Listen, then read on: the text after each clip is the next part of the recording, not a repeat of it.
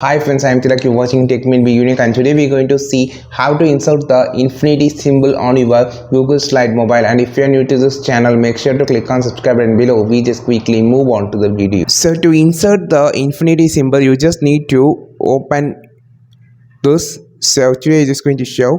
So just going to edit the slide. To insert the infinity symbol, you double tap on the text box. I am here using Google Keyboard or Gboard. So because there is no insert symbol option present on the Google Slide mobile, so click on this number section here first of all.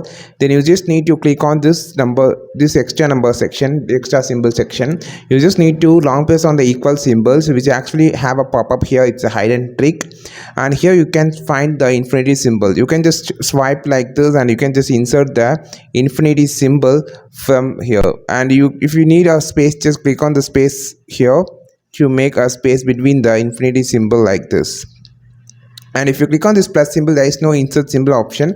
Instead of that, you just use your Google Keyboard or Gboard and you download from Play Store. I think this video helped you a lot. Like this video, share this video, subscribe this channel. We will meet on next video with super valuable content. This is Tilak signing off from TechMate Be Unique. Have a wonderful day.